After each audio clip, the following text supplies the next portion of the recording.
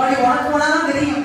ஆனா இப்ப பாரு அப்படியே எப்போ 100 குழந்தைகள் பிறந்தா அரசு ஒதுக்கப்படுது 85 குழந்தைகள் நலமா ஆண்கள் பெற்றெடுக்கிறார்கள். சரி, தனியார் ஒதுக்கப்படுது 100 பிள்ளைகள் பிறந்தா 85 பெண்களுக்கு சிலை அறிவிச்சு பண்றாங்க. உங்களுக்கு எத்தனை பிள்ளைங்க ஹாஸ்டல் வந்துச்சு?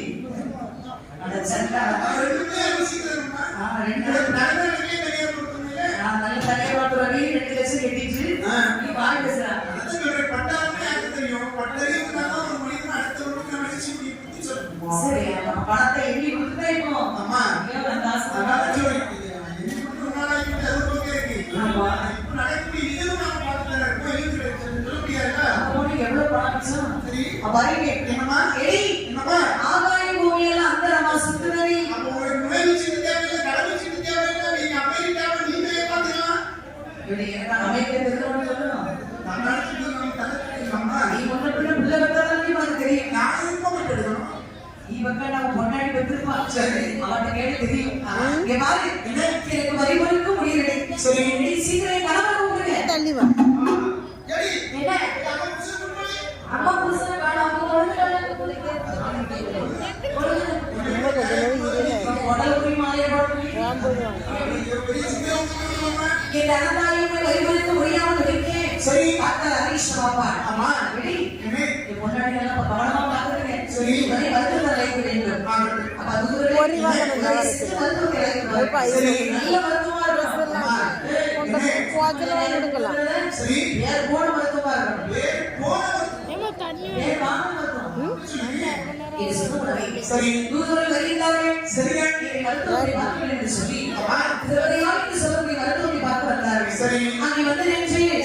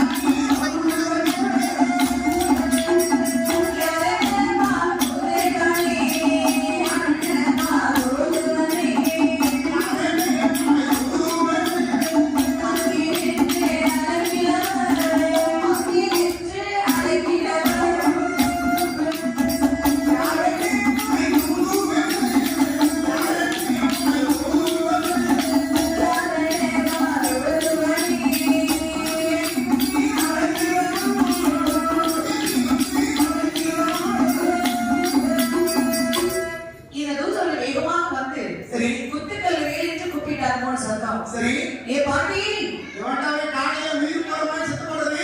ஏ மருத்துவம் புது பொருமா வீட்டுக்குள்ளே இருப்பா. வயிறு எட்டி பாரு பாட்டி. முதல்ல நீ எங்க இருந்து கூப்பிட்டு நான் சொல்றேன். உன் வீட்டுக்குள்ள குத்துகள் இருக்கலாம், அதெல்லாம் நீங்க வட்டிக்கார போய் முதல்ல போய் குழந்தைங்க கீழே இருந்தாங்க உயிர் எடுத்து கீழே குழந்தைகளும் துணியாக இருக்கீங்கன்னா மஞ்சளையும் பூசிக்கணும். அதெல்லாம் நீ பேசக்கூடாது. ஏன் சாமி என் போய் நான் எங்க வேணாலும் செய்வேன். கெட்டவே கெட்டா சொல்லும் போது கீழே இருக்கு. அது போக இருக்கும் பாட்டி. அம்மா இங்க பாரு பாட்டி, பெரிய கேஸ் ஒன்று கொண்டு வந்திருக்கேன்.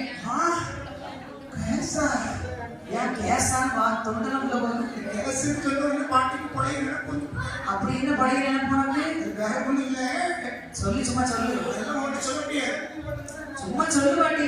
தாத்தாவை நான் தான் கொண்டு முன்னாடி சொல்லு. பாட்டி கொண்டுட்டியா? இதுக்கு மேல பேசினா தலை கொண்டு கத்திட்டா இருக்கணும். நான் யார்கிட்ட சொல்லுவேன்? பலகார பாட்டி. அதான் பாட்டி எப்படியோ புதுசா போட்டு தள்ளிட்டா. அம்மா எங்க அடுத்த எந்த நேரம் போட்டு தர முடியும்? ஒரு அட்டை நீ வந்தா பாட்டி என்ன? உன் சகவாசமே எனக்கு வேண்டாம் பாட்டி. சரி. பாட்டி அந்த கேஸ் இல்ல, அப்ப என்ன கேச்சு? வேற கேஸ் கொண்டு வந்து பிரசவ கேஸ். வாட்டிக்கார போய் வந்தவங்க